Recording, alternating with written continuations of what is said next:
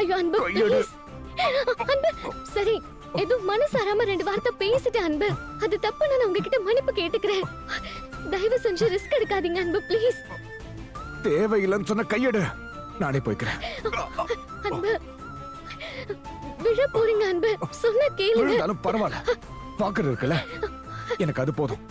நீ வேணா கிளம்பு. சொன்ன கேளுங்க அன்பு. அன்பு அன்பு. ப்ளீஸ். என்னப்பா என்ன நடக்குதுங்க? முதல்ல அவரை உட்கார வைமா. உட்காருங்க. பாத்து. ஒண்ணுல டாக்டர், நான் ரெஸ்ட் ரூம் போகணும். தானா போனான்னு சொல்றாரு டாக்டர், எனக்கு பயமா இருக்கு. டாக்டர் தெம்பு இருக்கு, நானே போய்க்கிறேன். சரி போ, எனக்கு என்ன?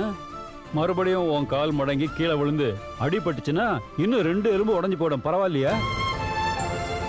வேற ஒண்ணும் இல்லப்பா, இப்போதைக்கு 2 ஃப்ராக்சர் தான், அதுவும் ஹேர்லைன் ஃப்ராக்சர் தான் ஆயிருக்கு. இன்னும் 204 எலும்பு இருக்குல்ல, அதையும் உடைச்சிக்கிறதுக்கு தம்பி பிளான் பண்றாருன்னு நினைக்கிறேன். அன்பு, முதல்ல ரியாலிட்டியை புரிஞ்சுக்கோ. உண்மையிலேயே உனக்கு இப்ப கண்டிப்பா உதவி தேவை. உதவி இல்லாம நடக்கணும்னு நினைச்சா மறுபடியும் வேற வேற எலும்பு உடைஞ்சுதான் போகும். அது என்ன கண்மணியை வேண்டான்னு சொல்றது? அவ்வளவு வெறுப்பா அவ மேல உனக்கு?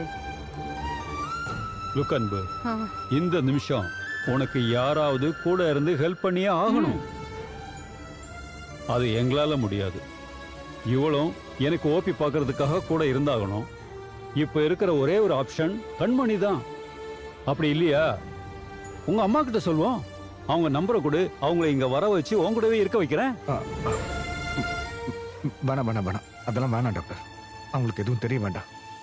இங்க பாரு அன்பு, ஒரு டாக்டரா எனக்கு என்னோட பேஷண்ட் குணமாகி போறதுதான் பிடிக்கும். ஆனா நீ வீம்புக்கு நானே நடப்பேன், திரும்ப திரும்ப கீழே விழுந்து எலும்ப உடைச்சிக்குவேன்னு சொன்னேன்னு வச்சுக்க, அது எந்த விதத்துல நியாயம்? எங்களுக்கு உன்னை தவிர வேற பேஷண்டே இல்லையா? உன்னை மட்டும் கவனிச்சுக்கிறதே முழு வேலையா எங்களால பாத்துக்கிட்டு இருக்க முடியுமா? அன்பு, இந்த பிடிவாதெல்லாம் தேவையே இல்லப்பா. இப்போதைக்கு உனக்கு கண்மணி தான் ஒரே ஆப்ஷன். ஏ கண்மணி, இவர் வேணான்னு சொன்னா அப்படியே விட்டுருவியா?